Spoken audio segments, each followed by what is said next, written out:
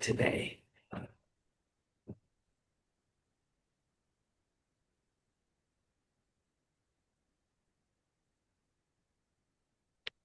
Well, hello everyone again, and welcome to our information session on operating support grants from the City of Portland's Office of Arts and Culture. As we wait for a few more people to trickle into the room, I'd like to invite you all to introduce yourself in the chat. Perhaps you could list your name and the organization that you represent, so that we can all get a sense of who's here with us in the virtual room today. I'm also going to put into the chat the slides of this presentation. I know that's something people always ask for. Will the slides be available after the presentation? Yes, they will be, and I'm going to go ahead and send them to you all now in the chat, just in case it's easier for you to follow along with this PDF. But you'll have it available in addition to the recording of this workshop. So thank you for being here. My name is Jeff Hawthorne, and I'm with the Grants Management Division working with the Office of Arts and Culture. And joining me today to help manage this presentation is Sue Pack with the Portland Parks and Recreation. She's also working right now with the Office of Arts and Culture on venues and events. So really appreciate Sue being here to help me kind of run the meeting and facilitate our conversation at the end of the presentation. So thank you, Sue. As a reminder, this information session is being recorded and will be available on demand after today. Thank you all for introducing yourselves in the chat. It's great to see you all. Just want to give you a quick overview of how we plan to present this information today. I want to really talk to you about three aspects of the application process. And first and most significantly, we'll probably spend the most amount of time just going over the grant guidelines and what they say about who is eligible to apply for this grant opportunity. And then I'll share some information about the application process itself, show you a few of the screens that you will be navigating when you apply for this grant in Web Grants, which is the city's grants management tool. Then we'll share a little information about how we'll be making decisions about who receives funding and how much. And then we'll close with some technical support and resources available to you all as you go through the application process. And if we have time at the end, we'd love to have just a Q&A conversation with you all. Throughout this presentation, if you have questions as I'm presenting, I just encourage you to type those into the chat, and Sue will help monitor the chat and lift up any questions that I can answer in real time, especially any clarifying questions. So feel free to type your questions as we go, and hopefully we'll have time for actually discussion and live chat at the end of the workshop. So let's get started. I want to dive right into reviewing with you all the grant guidelines for this particular opportunity, which is the Operating Support Grant Program for Arts Organizations. And these guidelines are available online on portland.gov, and Sue's going to drop that link into the chat so that you can all see the website where these guidelines are posted. And these are the very guidelines that I'll be walking you through today. And these guidelines are also available as a PDF if you'd like to work from PDF or wanted to print out the guidelines. That PDF is available to you. And as a reminder, as we go through these, just go ahead and type your questions into the chat. So first, I just want to acknowledge the fact that the City of Portland has been providing operating support grants for established arts organizations for more than 30 years. And for many of those years, these grants were administered by the Regional Arts and Culture Council, and they were called General Operating Support Grants. And basically, the concept is to provide unrestricted funding to help arts organizations advance their missions. And then in 2012, voters approved the Arts Education and Access Income Tax, which raises millions each year for certified art and music art and music teachers in K-5 schools and to fund grants that expand Portlanders' access to arts and culture. And while this action generated a significant new funding source for arts organization, it also added new requirements for grantees to demonstrate that they are serving Portlanders, including K-12 students and people in underserved communities. So as we walk through these grant guidelines together, I want to acknowledge that some organizations may find that they are not eligible for this particular program, and we understand that that may be disappointing. We want to emphasize that the eligibility for this grant does not reflect the quality or importance or impact of an organization's work, but rather this is a very specific program that comes with very specific requirements for investing taxpayer dollars in ways that benefit Portlanders. And that's why they are significant eligibility criteria associated with this program. Please know that there are several other funding programs for organizations that are not eligible for general operating support. And we encourage you to stay connected with the Office of Arts and Culture and to subscribe to our newsletter to learn more about opportunities to receive support throughout the year. Now, for this particular program, there are many eligibility requirements, as I mentioned earlier, and the city intends to fund everyone who is eligible and who submits a completed application by the deadline on September 11th. Here you can see that we expect to award grants in the range of $25,000 to $145,000 per year for 2 years. And that organizations who have never before received operating support from the city or general operating support from RAC, they will receive a limited award of between $25,000 and $45,000 for their first year being in this program. But again, we do intend to fund everyone who's eligible, and this will be a 2-year funding cycle. So grantees will receive a grant for 2 years, and then the next opportunity for everyone to apply for this grant again will be in the summer of 2028. There are some key requirements and definitions that we should just make sure you all understand from the outset. And many of these requirements are rooted in city code, which are basically the city's laws. And we have a link for you to look at if you want to see the city code. But specifically, city code says that arts access funds are meant to support nonprofit, Portland-based arts organizations that demonstrate artistic excellence, provide service to Portland K-12 students and or underserved communities, show administrative and fiscal competence, and provide a wide range of high-quality arts programs to the public. And all of these terms that I've highlighted in yellow will show up as definitions and eligibility requirements throughout the guidelines that we are going through together. So, starting with those eligibility requirements, you must be a 501c3 organization in order to receive funding through this program. So that means that government agencies and institutions of higher education and other organizations that do not have their own 501c3 status would not be eligible for this program. You also need to be Portland-based, and Portland City Council has helped us define that as meaning that your physical operations are in the city of Portland, or it may be possible that your office is located outside of the city of Portland. But in that case, you would need to demonstrate that most of your programming, at least 51% of all of your programming, is delivered within the city of Portland.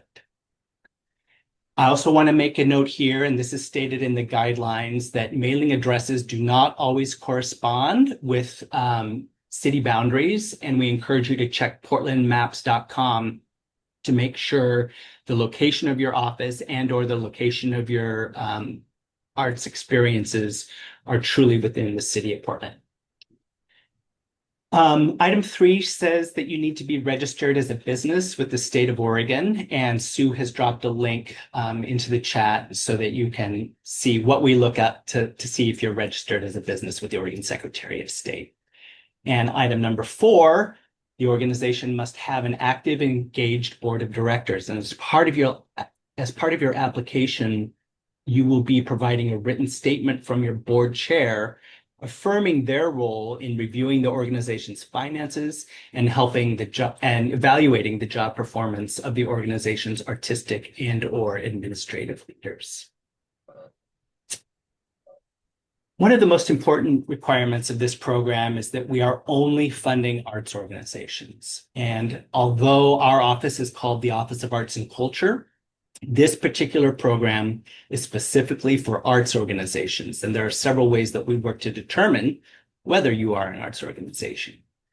And first, we will look at your mission statement. And it definitely should discuss the creation, education, production, or presentation of the arts as a central purpose of the organization. And by arts, we mean specific disciplines that have historically been used and included in the definition of the arts, including performing arts, visual arts, literary arts, media arts, and interdisciplinary arts, a combination of any of the above. So if you have a mission statement that does not make it clear to us on paper that the arts are central to the purpose of your organization as a charitable organization, then you are likely to be ineligible for this particular funding opportunity. We'll also have a look at your website, the descriptions of your programs in your cultural data profile, which we'll talk about in a minute, and your NTE codes to determine eligibility. Now, NTE codes are a taxonomy that was created by the National Center for Charitable Statistics, which the IRS uses to classify nonprofit organizations according to their missions and their program activities. Sue's provided a link for more information. And we look at ProPublica's Nonprofit Explorer tool to get a sense of what your NTE codes are. So here's an example of Portland Art Museum. It shows up as classified with an NTE code that is an art museum. So that would meet our definition of an arts organization. I do want to acknowledge that NTE codes are not a perfect science, and this information alone would not be used to determine your eligibility. It's just another way for us to confirm that an organization is an arts organization more than anything else. So moving on and talking a little bit more about what is required for your artistic programming, we do require a demonstrated history of your organization delivering accessible arts experiences in Portland for 3 years. So we'll be looking at your income and your expenses for 2023, 2024, and 2025. In addition, the city code stipulates that organizations that receive these funds must provide meaningful arts experiences specifically for K-12 students and or people in underrepresented communities. And this is something that is new and more explicit this year than it has ever been before. And we know that not every organization serves or endeavors to serve K-12 students, and that is okay. You don't need to serve both, but you must serve students or underserved communities, or you can serve both. And by K-12 students, we're defining it as to mean young people that are age 5 to 18, whether it's part of an in-school experience, after school, or some other kind of educational arts experience.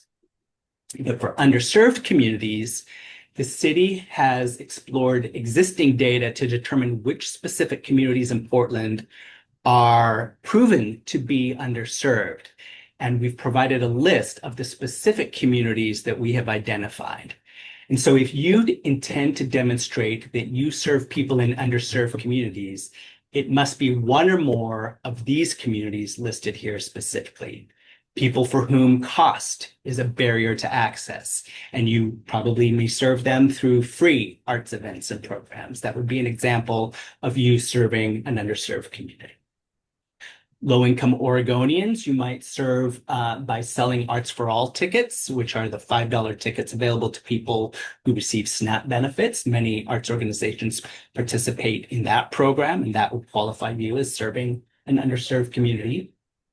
Also, people with limited geographic access, specifically in districts, city council districts 1, 2, and 3. So that's really East Portland, Northeast Portland, and Southeast Portland. people with disabilities, households with limited English proficiency, including Spanish-speaking households, people with limited access to culturally responsive and/or representative arts and culture experiences, children and youth up to age 24 who have limited access to arts and cultural experiences, people experiencing homelessness, incarcerated adults, and adjudicated youth. I'd encourage you to spend time thinking for your application which of these communities you serve and what evidence you can provide to demonstrate that you are serving these communities. Not just that your programs are available to everyone, which they must be, but intentional and measurable service to these particular underserved communities. We also require an eligibility criteria number 8, and this is an extension of what we've just been talking about. But if you are serving K-12 students and/or people in underserved communities, you will need to count and report to us how many of those people in those communities you are serving. So again, it's not going to be enough to say that your programs are available to people of all ages, including K-12 students. You will need to quantify that somehow. And the city doesn't have a specific methodology that we require about how you count those communities. But if you cannot tell us how many K-12 students and/or people in these underserved communities you are serving, you won't be eligible for this particular grant. Another important criteria listed here is number 9, is the concept of paying professional artists as an indicator of artistic excellence. And so you must compensate professional artists and creative workers, and those expenses must show up in your financial documents. And there's an opportunity for you to describe to us how they show up in your budgets. Now, one of the most important components of your application will be the cultural data profile, which you must complete in a third-party system that is called SMU Data Arts. And there you will fill out information and generate a funder report for the Office of Arts and Culture. This is basically an 8-page snapshot of your organization's programs and finances over the last 3 years. And I want to acknowledge here that it is a significant undertaking to fill out the cultural data profile in the SMU Data Arts platform. But this report is vital to helping the Office of Arts and Culture determine your eligibility and funding amount. So we won't ask any redundant, for example, any budget questions on our application itself, because that information already lives in the cultural data profile. So I really encourage you to start exploring SMU Data Arts right away if you aren't already familiar.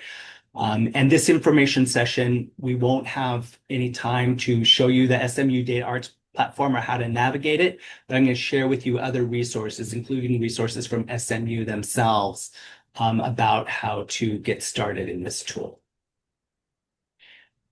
Item number 11 is saying that in your funder report, we will look at your revenue and expenses for the last 3 fully completed years, so 2023, 2024, and 2025, and those must average $150,000 a year in order to be eligible for operating support. Both your revenue and your expenses must average at least $150,000 over the last 3 years. You will also provide your most recently completed IRS Form 990.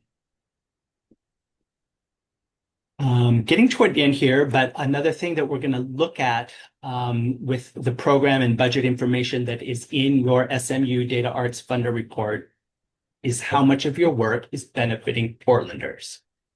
And our criteria says that at least 51% of your expenses last year, 2025, and at least 51% of your anticipated expenses this year in 2026 must support arts-related programs in Portland and/or for Portland residents. So if, for example, you were running a season of 4 concerts and your entire budget supports those 4 concerts, but only one of those concerts was in a 200-seat house in Portland, while 3 of your concerts took place in the Reser in Beaverton, you would not meet this eligibility requirement. which again says that more than half of your budget needs to be involved in the arts-related programming that benefits Portlanders.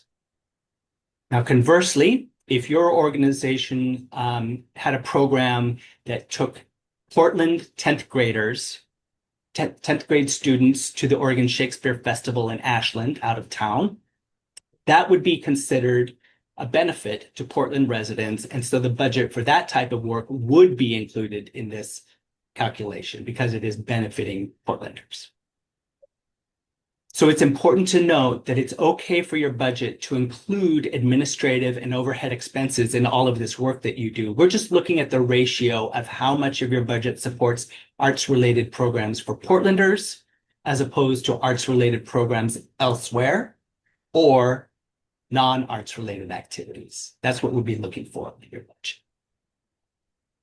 We also require that you have at least one paid staff position who is responsible for administering the grant and the organization. Excuse me. And the organization cannot have any outstanding debt with the City of Portland or the Portland Centers for the Performing Arts. There are two more requirements that will be applicable to only some organizations. So if you have annual expenses over $2 million, you will need to provide an independently audited financial statement for the most recent year available. It can't be more than 2 years old. If your budget is under $2 million, then this would not apply to you. And lastly, if you have had 2 or more consecutive years of an operating deficit or negative unrestricted net assets, we will ask you to provide an explanation and a financial stability plan determining how the organization intends to address this financial condition during the term of the grant, which is 2 years. With that, I want to pause and see if Sue wanted to lift up any of the questions that she is seeing in the chat. We've got about 5 minutes to kind of address some of those questions before we move to the next section. Yeah, there's one question asking, so when there's reference to financials and fiscal years, and most recent fiscal years, which fiscal years are you talking about? I think the answer is the most recent completed fiscal years, but if you could be very specific about which frames, and for folks who have fiscal years that end in June and then start in July. That's the question. Yeah, it's actually not the most recently completed fiscal year for everyone, because some of you have completed fiscal year 2026 and some of you have not. To keep an even playing field, we are asking for the 3 budgets that you put into SMU Data Arts to be the budgets for the completed fiscal years that ended in 2023, 2024, and 2025. All of you will provide those same 3 years. Then outside of SMU Data Arts, a different attachment that you will provide is your FY 2026 budget.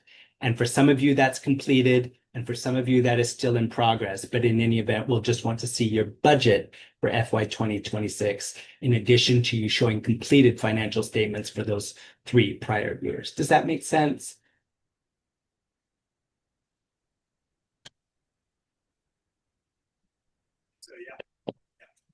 Okay.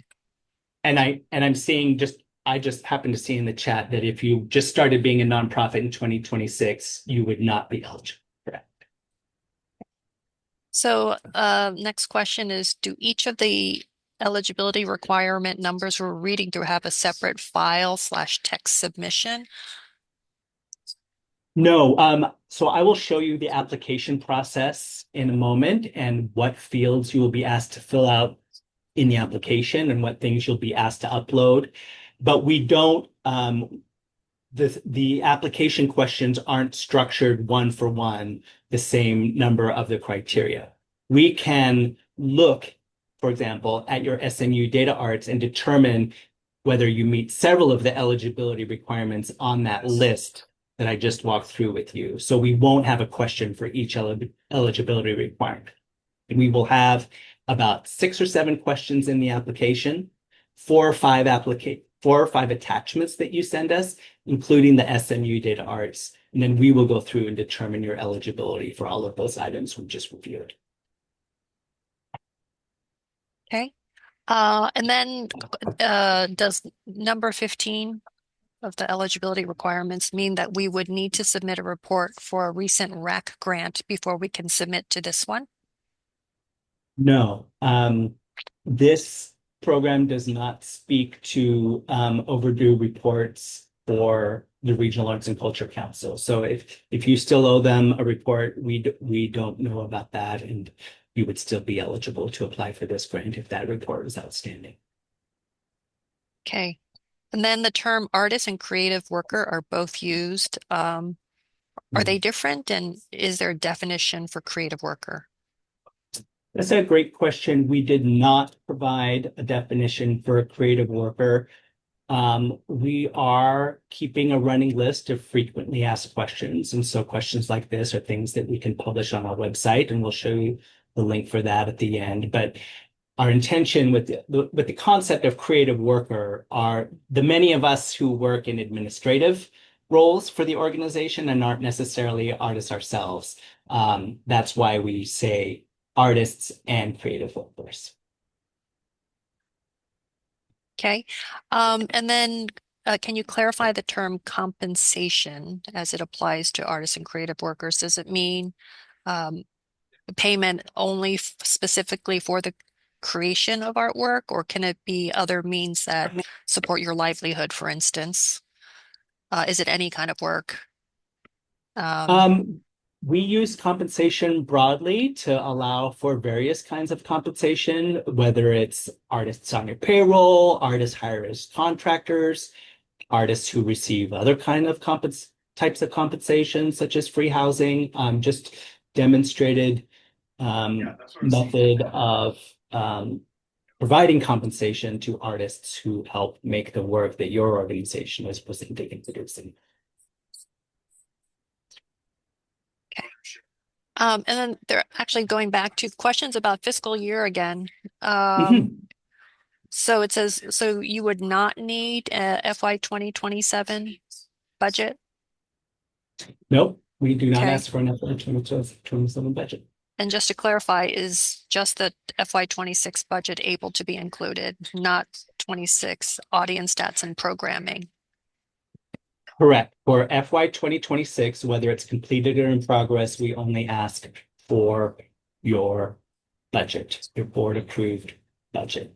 For some will be a projected budget, others will be a completed budget, just your budget. There are questions you'll see in a minute that say what kinds of communities, K-12 students, and underrepresented community members are you currently serving? And so that's really meant to be a blend of question, last year, this year, next year, what types of audiences are you serving? So that's less tied to a specific fiscal year. But when looking at fiscal year specifically, we only look at your budget for 2026, and we don't look at anything for 2027. Okay. So can we move on? Oh, one more? One last question. So I understand you're looking for FY25 SMU data arts report, but we need to still plan to do FY26 report and 27 report annually for the next 2-year grant cycle. Great question. Yes, there is a reporting requirement that you would add the new fiscal year data to your SMU Data Arts Cultural Profile by this time next year and submit an updated funder report from SMU Data Arts as a reporting requirement next year and the year after that. Yes. But many of you who've filled out the cultural data profile know that the heavy lift is getting set up in the system in the first place and entering 3 years of data, and then entering an additional year of data is much more straightforward and less. And that's the end of the questions in chat. Great. And thank you for one of the things that typing these into the chat does is, again, helps us capture them so that we can add them to our frequently asked questions documents. So thank you for those. Now I'm going to take a little bit of time just showing you what to expect when you actually apply for this grant. And as you've seen in the grant guidelines, all of our grant applications are managed in web grants, and Sue can add the link here. And we've also published a PDF that is a how-to guide that will guide you through step by step in more detail than I'm going to go through here, how to set up an account in web grants. So the first thing you need to do is to register. You'd be clicking on this yellow button here. And we need you to do this by September 4th so that you have time to get registered in the system before you actually start filling out your application, which is due on September 11th. So register a week before that by clicking on this yellow button. Click here to register. And that will send you to a page where you'll just fill out some basic information about you as an individual and the organization that you're representing and applying for. You'll fill that out. You'll click that green button in the upper right-hand corner to save your registration information. And that submits it to our web grant staff that will set up your account in web grants, and you will receive an email within 2 business days. So it does take a couple days to confirm your registration, and then you'll get an email with a username and a password that you can then use to log into the system and apply for any grant opportunity from the city of Portland. So then once you have that login information, again, looking at this home screen, you would go ahead and sign in with your user ID and your password that were provided by the city's web grant staff. And then you would see this screen, which describes all of the current funding opportunities for the city of Portland. Currently, there's just one funding opportunity in this portal. There may be others for other programs, but you would specifically want to click on this funding opportunity for arts and culture, which is the operating support grant program. You would click on that, and that would send you to a screen that describes the program in a little more detail. And now what you want to do is, again, at the upper right-hand corner, the green button, you're going to want to start a new application for this program. So you would click on that button in the upper right, and that will send you to an application creation wizard where you will begin your application, starting with some general information that you'll be typing into the system. The first question is the title of your application, and this is interesting. It's not something we really use, and so this title can be anything you want. You can name your application XYZ's application for operating support. You could just name your organization. Anything you want really can be the name of your application. It's really more a tool for you if you have multiple applications into the system to be able to click on specific application titles to review your grant. You'll enter some information that it's you filling out this application and for which organization. And then each time you're in a form like this, again, you want to look for that green button in the upper right-hand corner and save the form information in order to advance to the next phase of your application.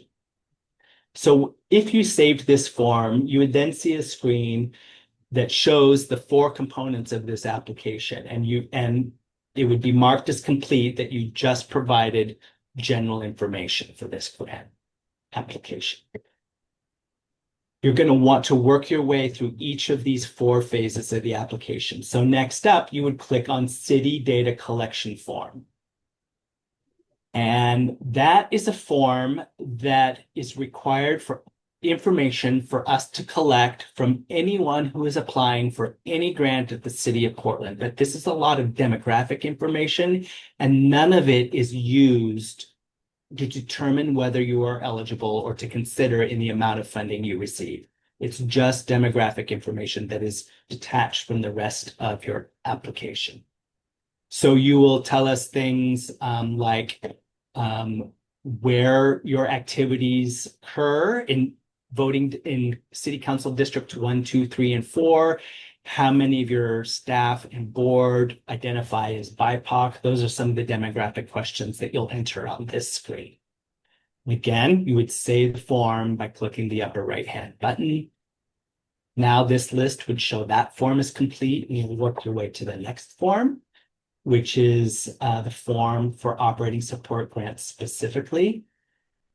This screen is going to give you a lot of information in blue that is basically the same information that appears in the guidelines, but in case you didn't have the guidelines in front of you, they are repeated here. And then we get into the 5 or 6 questions that we want you to answer specifically with regard to your application. So you can see, for example, well, I'm going to click on the next screen because this is an example of a question that will be in this section. Question here is if you provide services for any of the specific communities listed below, those are the same ones we discussed earlier, here you would describe the programs and services you provide. And I just want to help people in navigating this question. You can choose as many of those communities listed A through J as you have evidence of serving. You only need to list one or list K through 12 students in the previous question, but you can choose as many of these communities as you want. But for all that you do choose, you should discuss the number of Portland residents served in that community every year and describe the partnerships with community-based organizations that you have to design and deliver these programs. It's always going to be much more competitive if you can demonstrate that it's not your organization reaching these communities alone, but it's your organization in partnership with other agencies that serve this population working together to reach these communities. So that's why we ask that question. And then part of this question is also, how is the organization reducing barriers to participation for these communities, such as cost? So this is an example of a question that you'll be asked in the web grants application. For those of you who've worked in web grants before, this bottom half may look new to you. It's actually a more sophisticated editor that allows you to format your text a little more richly than you've been able to do in the past. So I think that's a nice improvement in the web grants software. So that is the gist of the application questions. There are 5 or 6 questions that are enumerated in the guidelines.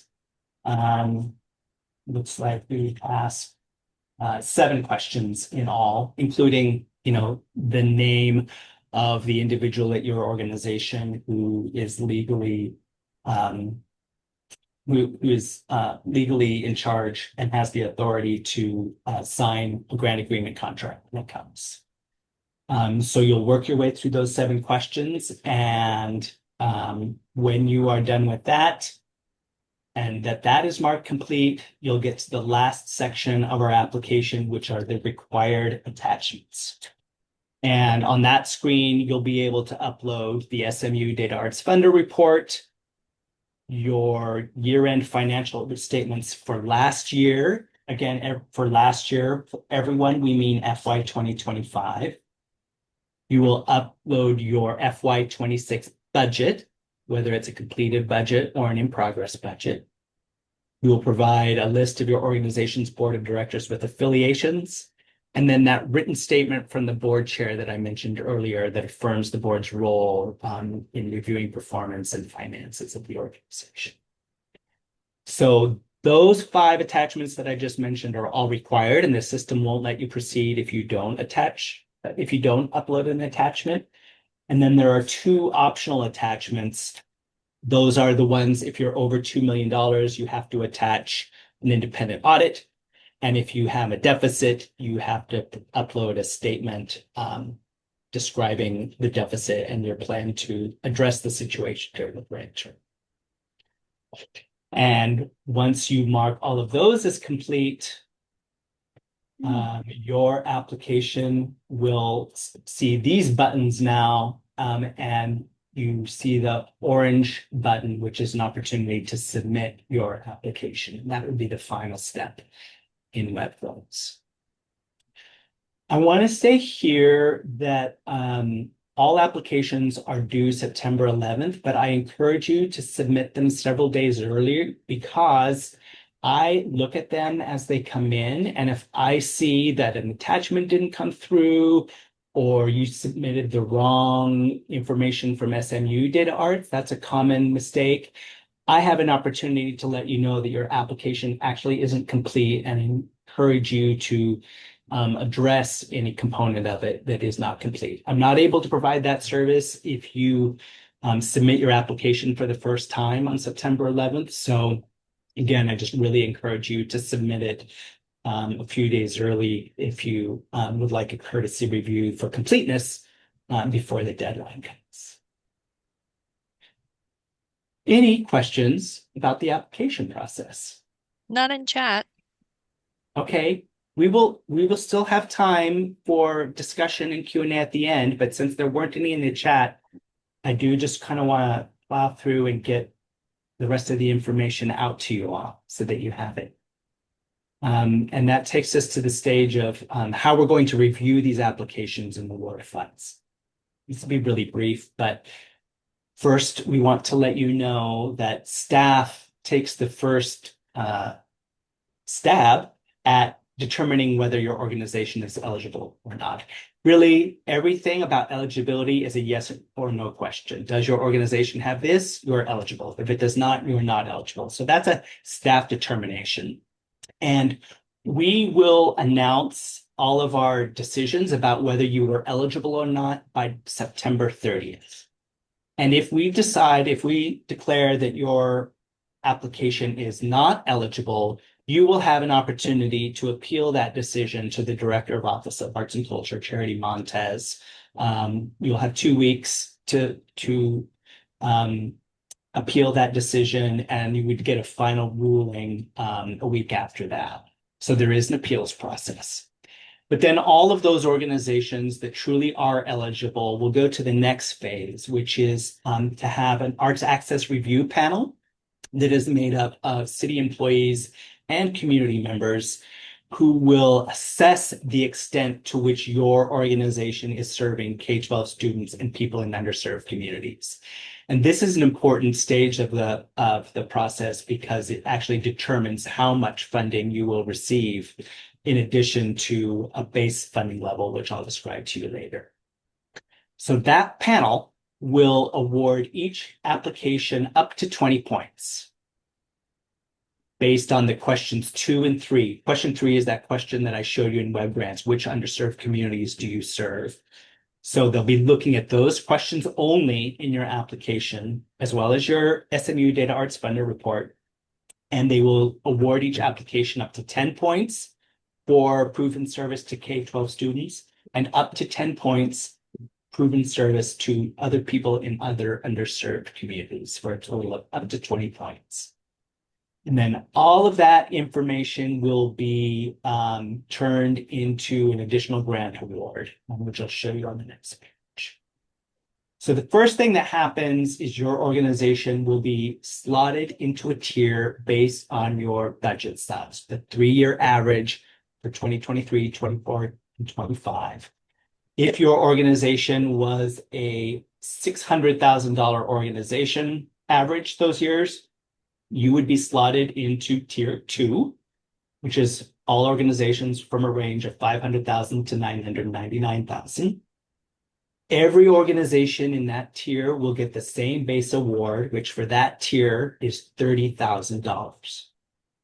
And then added to that, depending on the score that you received in the Arts Access panel, you could receive up to $20,000 additional funding for proven service to K-12 students and people in underserved communities, meaning a total grant of up to $50,000.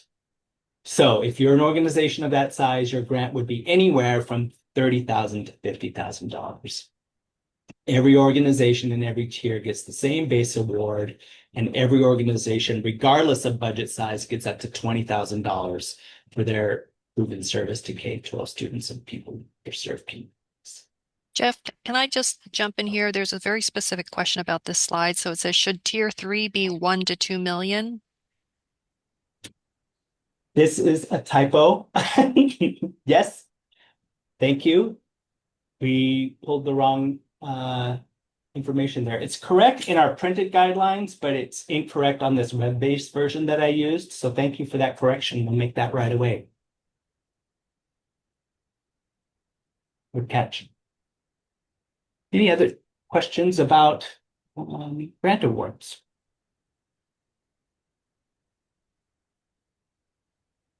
Thanks again, Ian, for catching me. Okay, last piece, and then we'll shut down these slides and talk to each other for a minute. Wanted to share some resources with you. Obviously, lots of people will have lots of questions, and we are happy to provide customized one-on-one support and have a conversation with you about your particular situation or any help that you need navigating the application process. And so one of the best things you can do is click on this link to schedule a 30-minute meeting with me on Teams. I'm just happy to chat with you anytime about your potential application. We're also organizing some office hours, and I'll be happy to meet people out in community across the city of Portland. We'll be kind of setting up shop in some community centers and libraries and other community spaces toward the second half of August. And in early September, it's really an opportunity for people to kind of just bring their laptops and work on their application in real time with help from me and other staff. So we'll announce more information about that soon. And also just please do feel free to email me anytime with questions that you might have about the process. There's different help available to you if web grants is the thing that you need help with. I can do web grants, but I'm not an expert in it, and I don't have the same level of access to the back end. So if you really need support with web grants in particular, I encourage you to email this email address, webgrants@portlandoregon.gov, for those kinds of questions. And then that SMU Data Arts profile that we talked about, that is an entirely different information session and workshop for people who are not familiar. And luckily, SMU has lots and lots of resources to help people through the process. That first link is an FAQ document of all of the resources that they have available. Some of the ones that I found most helpful are a video that they provided on YouTube about how to get started in the SMU Data Arts platform. They're also hosting a webinar on September 1st that will cover much of that same content, but it's live in real time if you'd like to attend that a couple of weeks before the application is due. And then, SMU Data Arts has a really exceptional help desk, and they're very good about answering your specific individual questions if you call or email them. And that help desk is open from 7:30 to 4 p.m. Monday through Fridays. So if you get stuck anywhere along the line, I really do encourage you to give them a call. I find them to be very, very helpful. So those are more of the resources that we have. And with that, I'm going to stop sharing my screen and we can see if people have questions or clarifications that we can address today. Jeff, there's two questions in chat. So, is the additional award based on quantity of people served or program impact? It is not on quantity, although a high quantity would help. The guidelines go into a little bit more detail about how the Arts Access panel will score those proposals. But say, for example, just for K-12 students, they will award based on a demonstrated commitment to providing arts experiences, showing consistency, depth, and quality of partnerships with schools to design and deliver those experiences, similar quality of partnerships with students, families, and youth-serving organizations. They will want to see efforts to reduce barriers to participation. And then the last consideration, item 5, is the organization's reach, including how many K-12 students you served.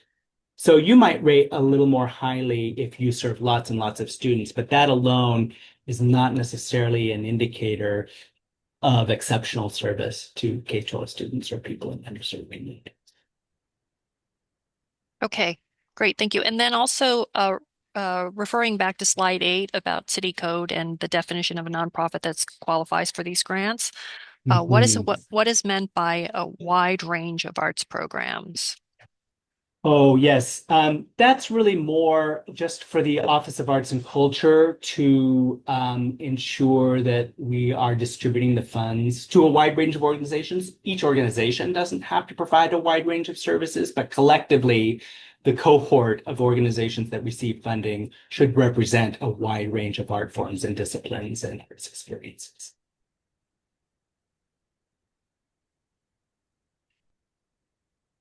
Okay, and there's one comment says restate your email, please. I'm sorry, is Yes, that reference that's okay. I'm going to type it into Jeff? the chat too. Okay. It's jeff.hawthorne@portlandoregon.gov. And share screen thing.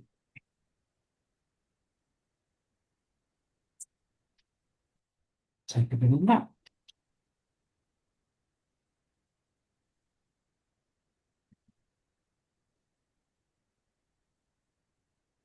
Yes.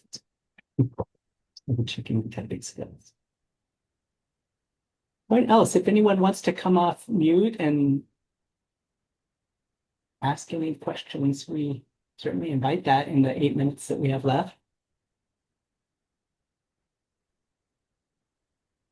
I see many of you are current recipients, but most of you, I think, would be new to this program if you were to apply and receive funding. So we're really glad that you're here today. Thank you for joining us. I do have a question. Yeah. I'm the new executive director for the Portland Jazz Composer Ensemble. Uh-huh. And hi, Douglas.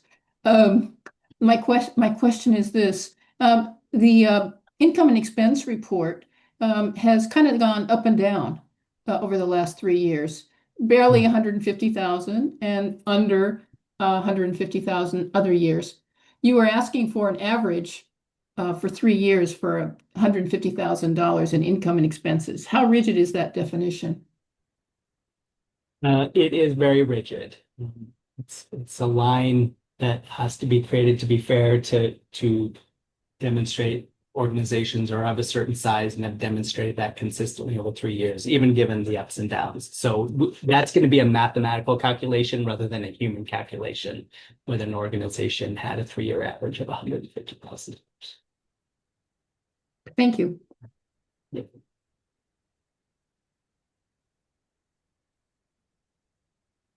You mind asking the question? Yeah, let's see who that is. I think you have to type it in the chat. Jeff, sorry, for some reason our Portland Piano name comes up with a different link that I joined through. But Oh, yes, I see. we have a general question about how many applications you are anticipating. Oh, that's a great question. So there are currently 79 organizations that receive support like this, and we anticipate that many of them will apply and continue to be eligible, although some are probably no longer eligible. So let's say we lose 10% of those due to becoming ineligible. Then, as many of you know, because that's how you found yourselves here today, we've had an online form for about a year and a half for people to indicate their interest in receiving this type of support in the future. It's basically our operating support interest form. And we had more than 150 organizations fill out that form, but they entered their budget and the city that they provide services in and other information in that form. And I can already see that a majority of those folks who filled out that form are not eligible because they're very small or they have a budget of zero or they're located and do work outside of the city of Portland. So that leaves maybe 30 or 40 organizations that might be eligible depending on what we see come in their applications. So I think at the end of the day, we might end up funding between 100 and 120 organizations through this program. Interesting. Thank you. Yeah.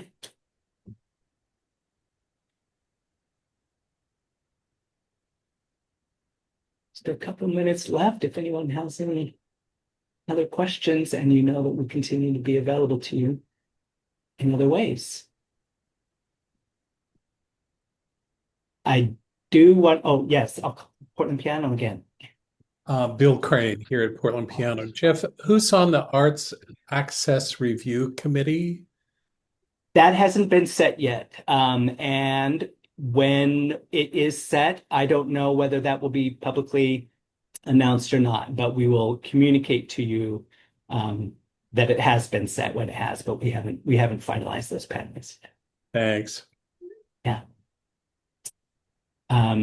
I do just want to reiterate that if this funding opportunity isn't the right one for you, or if your organization isn't eligible, we are committed to providing other types of support, including some of you are familiar with RAC's project grants, which are also funded by the Office of Arts and Culture. And we've just agreed with RAC to increase the size of those grants so that organizations who are doing projects that reach K-12 students and people in underrepresented communities can apply for up to $10,000 this year, whereas the previous cap was $5,000. And if you're not and we're funding that with arts tax dollars, so that's why that requirement. If you aren't serving K-12 students and people in underrepresented communities, but applying for the RAC project grant, you would still be eligible for up to $5,000. But there's a new top award in those RAC project grants. So that's something we'll be excited to share in the weeks ahead. And then also we're coming out with some new sponsorship programs, which are really meant to address all kinds of arts and culture organizations, including nonprofit organizations that are not arts organizations, but have great arts programs. And those will be announced next month. We're kind of finalizing the details of those. Sponsorships will range from $5,000 to $20,000. And one of the great things about sponsorships is it's not a grant and it doesn't come with what some would describe as fairly onerous reporting requirements. So it may be a great opportunity for some organizations that are not eligible for this program. We'll be communicating more information about that program in our newsletter. And because you're on this email distribution list, you will also receive it from me directly. So hopefully that's some additional support that may be helpful to you, if not this one. May I ask one follow-up question? Since the average budget amount is required, the limit of 150,000, what is the budget limitation for the RAC grant? There is no limitation. With a RAC grant, you are applying for a project and you are describing the costs associated with your project, and you are asking for $1,000 or $5,000 or $10,000. But that could be the entire expense of your project. Your proposal will do better if it has matching funds, but there's no organizational budget requirement for that grant. And in fact, individual artists are eligible to apply for those grants as well. Thank you. Great question. No budget, there won't be any budget requirements for the sponsorship program. Great. Well, we've come to the end of our time. We really appreciate you all being here today. We hope this information was helpful. And I suspect I'll hear from many of you. I hope that you'll reach out with your questions along the way, and look forward to helping you through this process if you decide to apply. So thank you so much for your time, and have a great rest of the afternoon. Breathe safely. Thanks so much.